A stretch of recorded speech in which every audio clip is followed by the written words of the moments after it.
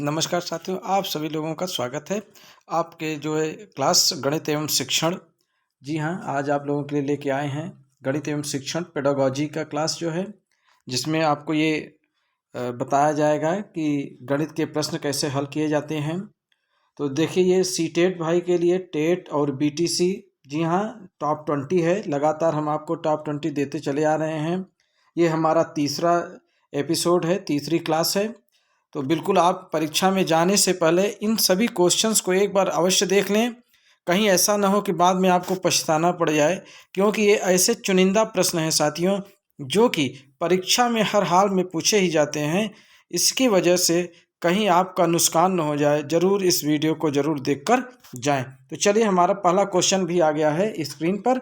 अब हम बात करते हैं अपने प्रथम क्वेश्चन की। क्वेश्चन कह रहा है कि गणित की सभी शाखाओं में प्राचीनतम अर्थात सबसे पहले कौन सी शाखा है। तो प्राचीनतम की अगर बात किया जाए तो सबसे पुरानी, प्राचीनतम का मतलब क्या होता है? सबसे पुरानी। क्या वो रेखा गणित है, अंकगणित है, सांख्यिकी है, या फिर बीजगणित है? तो जैसा कि आप देख रहे होंगे और अपने आंसर को भी लगा रहे होंगे, तो बताइए इसका ऑप्शन कौन सा सही है। क्वेश्चन नंबर 1 का ऑप्शन क्या होगा? तो जी हाँ साथियों, क्वेश्चन नंबर 1 का सी ऑप्शन इज एकदम राइट है, यानी सी इज द राइट आंसर। सांख्यिकी, सांख्यिकी क्या है? सबसे प्राचीनतम भाषा है। ठीक है, तो इस प्रकार से हमारा पहला क्वेश्चन शुभारंभ हो चुका है। चलिए, अब हम बात करते हैं अपने नेक्स्ट क्वेश्चन की ओर। हमारा नेक्स्ट क्वेश्चन देखिए क्या कर रहा है। हमारा नेक्स्ट क्वेश्चन कह रहा है, रेखा गणित में प्रायोगिक स्तर पर, रेखा गणित में प्रायोगिक स्तर पर प्रयुक्त होने वाली शिक्षण विधि है। यानी कैसे स्तर पे? प्रायोगिक स्तर पे पूछा जा रहा है, और किसको? रेखा गणित में। तो कौन सी शिक्षण विधि हमको देखना है कि हमारी कौन सी शिक्षण विधि है। क्या वो आगमन विधि, निगमन विधि, प्रदर्शन विधि, या फिर उपर्युक्त सभी, यानी कि तीनों विधि? तो जैसा कि आप बता रहे होंगे, जी हाँ, प्रदर्शन विधि। जो प्रदर्शन विधि होती है, यही हमारी प्रायोगिक स्तर पर हमारी शिक्षण विधि होती है। किस चीज़ में? रेखा गणित में। किसमें? रेखा गणित में होती है। तो चलिए साथियों, हमारा दूसरा क्वेश्चन कंप्लीट होते हैं। अब हम बात करते हैं क्वेश्चन नंबर 3 की। किसकी साथियों? क्वेश्चन नंबर 3 की।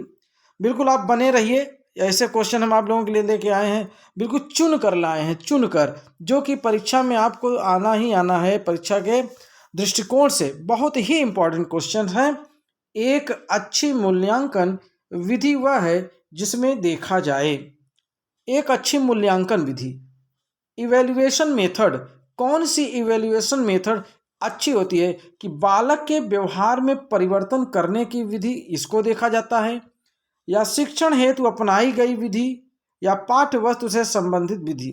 तो जी हाँ साथियों, जैसा कि आप देख रहे होंगे क्या, कि जो हमारे मूल्यांकन विधि होती है, वो हम क्या देखते हैं कि हमारे बच्चे के अंदर क्या परिवर्तन हो रहा है। तो इस प्रकार से बालक के व्यवहार में परिवर्तन करने की जो विधि होती है, वह हमारी मूल्यांकन विधि होती है। तो ए एकदम सही है। चलिए, हम बढ़ते हैं अपने नेक्स्ट क्वेश्चन की ओर। हमारा अगला क्वेश्चन क्या कर रहा है? हाँ साथियों, अगर आप हमारे चैनल पर नए हैं तो प्लीज़ सब्सक्राइब कर लीजिए, वीडियो को शेयर करिए जितना ज़्यादा से ज़्यादा हो, ठीक है, लोगों तक पहुँचाइए। अनुप्रयोग संबंधी प्राप्त उद्देश्य की प्राप्ति होती है कब? जब छात्र संबंधित प्रत्ययों में भिन्नता बताता है, कि गणितीय अवधारणा की व्याख्या कर सकता है, या समस्या हल करने की उपयुक्त विधि चुनता है, या फिर उपयुक्त सभी। बताइए कौन सा ऑप्शन एकदम सही ऑप्शन है। तो साथियों, जैसा कि अगर आप देख रहे हो कि संबंधित प्रत्ययों में भिन्नता, ये तो एकदम गलत है, ये हो नहीं सकता।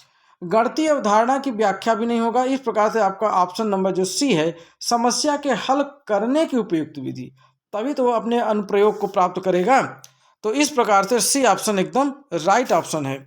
तो चलिए, हमारा क्वेश्चन नंबर नेक्स्ट, तड़ातड़ एकदम क्वेश्चन को कंप्लीट करें, क्योंकि अभी आप लोगों के लिए और अच्छे से अच्छे क्वेश्चन हम लाएंगे। शिक्षण प्रक्रिया का अंतिम सोपान है। हाँ साथियों, जैसे ही परीक्षा 1 हफ्ते रह जाएगा उसी समय आप लोगों के लिए एकदम ताबड़तोड़ प्रैक्टिस सेशन लेके आएंगे। उसमें एकदम ऐसे प्रश्न रहेंगे जो कि एकदम परीक्षा में ही आने वाले हैं। तो एकदम आपके लिए एकदम जी तोड़ से मेहनत जो है बिल्कुल चालू है। आप लोग भी एकदम कमर कस लीजिए। तो चलिए बताइए, शिक्षण प्रक्रिया का अंतिम सोपान क्या है? मूल्यांकन है, उद्देश्य है, अधिगम है या उपयुक्त सभी है? अगर कोई शिक्षक टीचिंग कर रहे हैं तो उसका अंतिम सोपान क्या होना चाहिए? तो जी हाँ, बिल्कुल आप एकदम सही देख रहे हैं। ऑप्शन ए एकदम सही है, मूल्यांकन ही अंतिम सोपान होना चाहिए। तो इस प्रकार से ए एकदम सही है। चलिए हम अपने नेक्स्ट क्वेश्चन की ओर आगे बढ़ते हैं। हमारा अगला क्वेश्चन क्या कर रहा है? प्रश्न नंबर 6 कर रहा है कि पाठ योजना का भाग नहीं होते। पाठ योजना यानी लेसन प्लान, क्या चीज? Lesson plan. लेसन प्लान का अंग नहीं होते, भाग नहीं होते। क्या? प्राप्त उद्देश्य, पाठ प्रस्तुति योजना या शिक्षा के उद्देश्य या उपर्युक्त सभी? कौन नहीं होते हैं बताइए। यहाँ पे याद रखिएगा, नहीं पूछ रहा है, ध्यान दीजिएगा। ये नहीं पूछा कि कौन होते हैं, ये पूछा कि कौन नहीं होते हैं। तो जब इस तरह से नहीं वाले प्रश्न आ जाएं तो एकदम आप सतर्क हो जाइए। एकदम आप नजरें गड़ा के देखिए कि एकदम सही आपको लगाना है।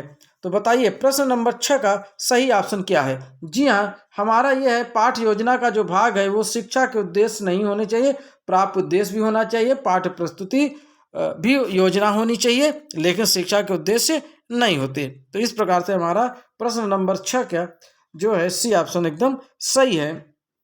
बात करते हैं हम अपने क्वेश्चन नंबर 7 की। जी हाँ, हमारा क्वेश्चन नंबर 7 एकदम इम्पॉर्टेंट क्वेश्चन आ गया है। लिखने वाला नोट कर लीजिए एकदम। गणित के मानसिक सिद्धांत, ये देखिए सिद्धांत से रिलेटेड जितने भी क्वेश्चन हो जाते हैं वो सब मोस्ट से मोस्ट इम्पॉर्टेंट हो जाते हैं। अभी तो हम आपको सिद्धांत के, केवल सिद्धांत के ही क्वेश्चन लेके आएंगे कि किस सिद्धांत को किसने प्रतिपादित किया और किस गणित में कौन सा सिद्धांत वैल्यूएबल है, इस प्रकार से। तो बिल्कुल आप जो है हमारे चैनल को सब्सक्राइब कर लीजिए, जिससे कि आपको अच्छे से अच्छे क्लासेज मिलते रहें। तो जन्मदाता पूछा है साथियों, क्या वो प्लेटो हैं, आर्यभट्ट हैं, न्यूटन है या सीवी रमन है? चारों में से कौन है मानसिक सिद्धांत के जन्मदाता? तो जी हाँ, बिल्कुल सही जवाब है आपका ए, यानी प्लेटो जी हैं मानसिक सिद्धांत के जन्मदाता। तो चलिए हमारे क्वेश्चन नंबर 7 कंप्लीट होते हैं। हम बढ़ते हैं अपने नेक्स्ट क्वेश्चंस की ओर। हमारा क्वेश्चन नंबर 8 क्या कर रहा है? हमारा क्वेश्चन नंबर 8 ये कर रहा है कि खोज विधि का प्रतिपादन। देखिए ये भी इंपॉर्टेंट आ गया।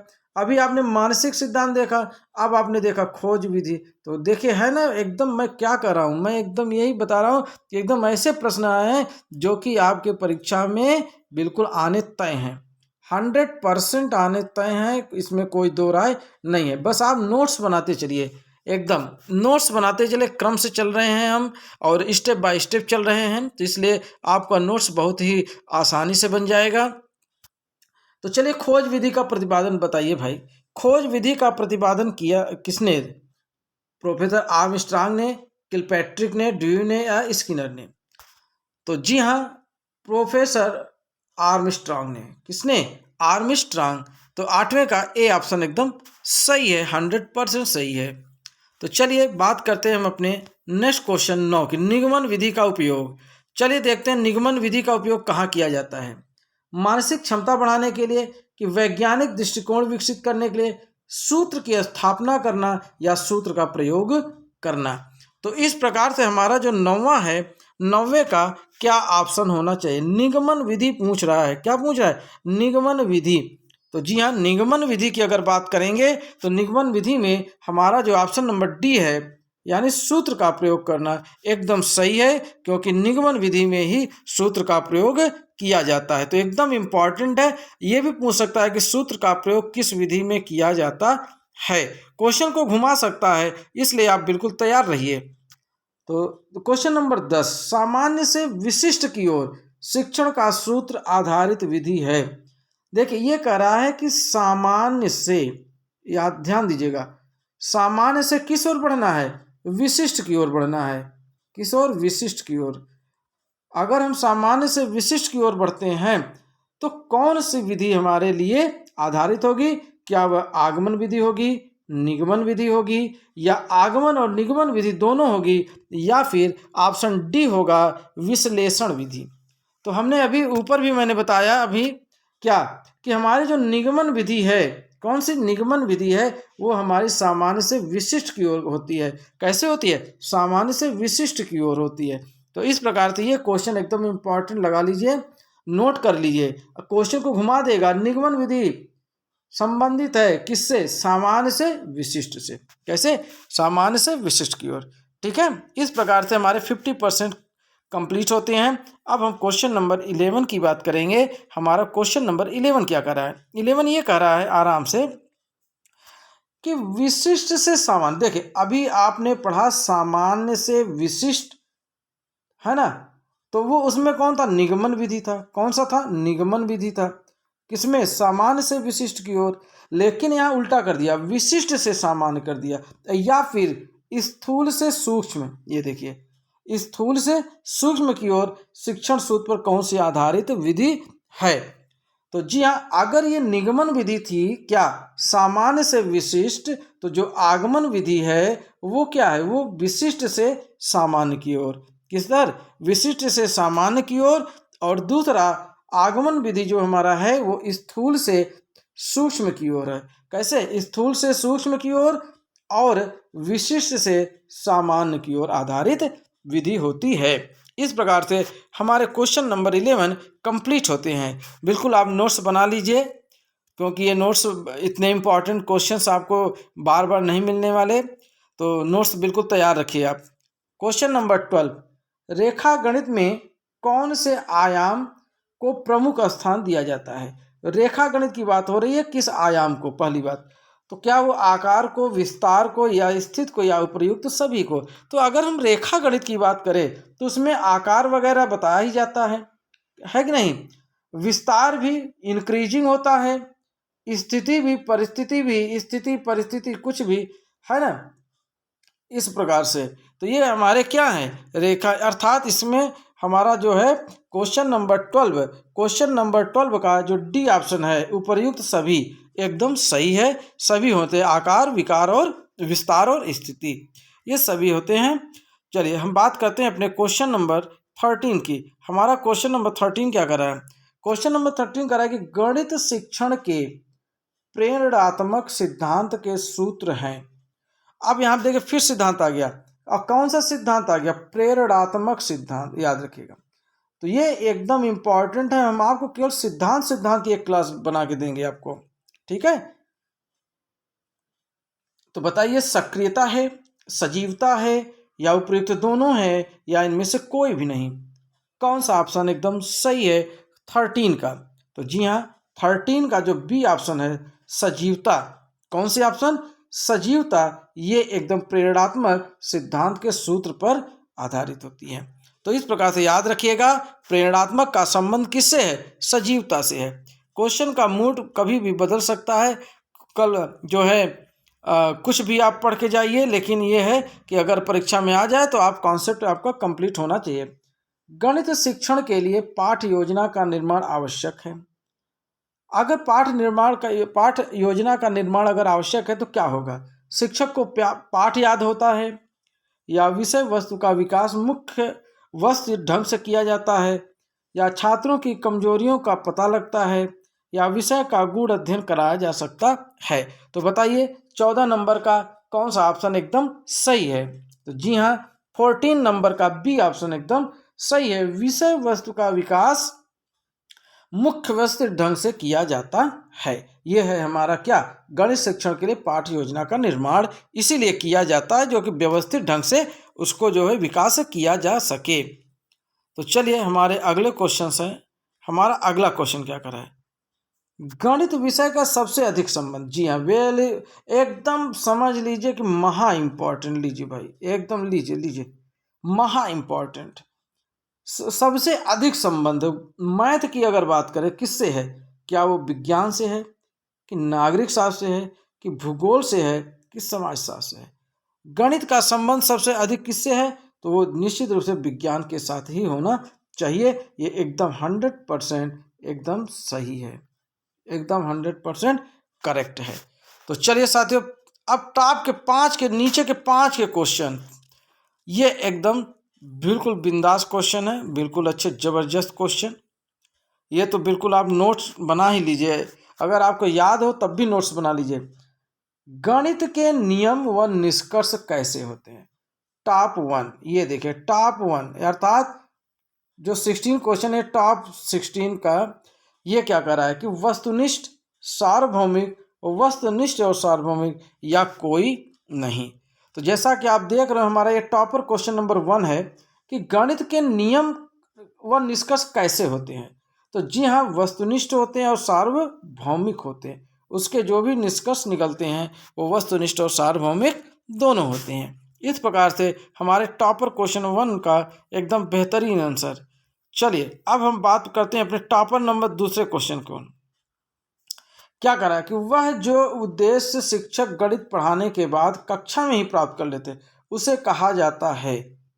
अर्थात गणित के टीचर पढ़ाने के बाद क्लास में ही उनको जो है प्राप्त हो जाता है क्या? सांस्कृतिक उद्देश्य प्राप्त हो जाता है, शिक्षण उद्देश्य या सामाजिक उद्देश्य या उपयुक्त सभी। तो जी हाँ, अगर शिक्षक गए हैं पढ़ाने के लिए तो शिक्षण का जो उद्देश्य है, पढ़ाने का जो उद्देश्य है, तो वो क्लास में ही टीचर को मिल जाता है। इस प्रकार से आपका B is the right answer. चलिए हम बढ़ते हैं अपने क्वेश्चन नंबर 18 की ओर। चलिए क्वेश्चन नंबर 18 की ओर आगे बढ़ते हैं। हमारा क्वेश्चन नंबर 18 क्या कर रहा है? गणित शिक्षण में मूल्यांकन में ब्लूप्रिंट है। ये देखिए मोस्ट इंपॉर्टेंट ब्लूप्रिंट है क्या? विद्यालय की आधारशिला है कि प्रश्न पत्र निर्माण की आधारशिला है, इस शिक्षण की आधारशिला है या फिर छात्रों की आधारशिला है? क्वेश्चन नंबर 18 क्या है? ब्लूप्रिंट किस लिए तैयार किया जाता है? जी हाँ, ब्लूप्रिंट जो तैयार किया जाता है वह होता है प्रश्न पत्र निर्माण की आधारशिला। इस प्रकार से आपका जो है 18वां का बी एकदम सही आंसर है और इस प्रकार से प्रश्न पत्र के निर्माण की आधारशिला हो गया आपका आंसर। चलिए अब हमारा क्वेश्चन नंबर 19 आ गया, एकदम टॉप का क्वेश्चन भाई। आ जाओ। वैज्ञानिक विधि पर आधारित, देखिए यहाँ वैज्ञानिक विधि, साइंटिफिक मेथड पे आधारित उपयुक्त विधि कौन सी है? योजना विधि, निगमन विधि, अधिगम अनुभव कितने प्रभावशाली रहे या फिर तीनों उपर्युक्त सभी? कौन सी विधि वैज्ञानिक विधि है? तो जी हाँ साथियों, योजना विधि भी, निगमन विधि भी और ये सी ऑप्शन, ये तीनों है। अर्थात आपका डी ऑप्शन एकदम सही है। आपका डी ऑप्शन सही है, उपर्युक्त सभी होने चाहिए। तो चलिए क्वेश्चन नंबर आज के लास्ट का एकदम धुरंधर क्वेश्चन, लास्ट का 2020 का ये फाइनल गेंद है। मैं आप लोगों के सामने फेंक रहा हूँ, देखते हैं कौन स्टूडेंट छक्का मारते हैं और कौन बोल्ड हो जाते हैं। ऐसे स्टूडेंट जो सही आंसर लगा लेंगे वो 6 मार दिए और जो नहीं लगा पाए वो क्लीन बोल्ड। चलिए दैनिक पाठ योजना, डेली लेसन प्लान के निर्माण में सम्मिलित होता है, क्या शामिल करते हैं? विषय वस्तु का चयन शामिल करते हैं, शिक्षण उद्देश्य का निर्धारण करते हैं या शिक्षण विधियों का निर्माण करते हैं या फिर सभी चीज़ें करते हैं? तो बताइए, आज का ये लास्ट गेंद है, यार्कर फेंक दें क्या? भाई यार्कर तो नहीं लग रहा है ना, फुल टॉस भी नहीं है, बट अब आप लोग देखते हैं क्या करते हैं, एक गेंद पे छक्का मारते हैं या नहीं मारते हैं, हिट विकेट हो जाते हैं। तो चलिए देखते हैं क्या होता है। जी हाँ, जितने भी हमारे भैया बहन ने डी ऑप्शन मारा है वो निश्चित रूप से 6 रन मार दिए, वो निश्चित रूप से छक्का मार दिए, क्या मार दिए? सिक्सर। और वो सब लोग जीत गए, विजयी हैं।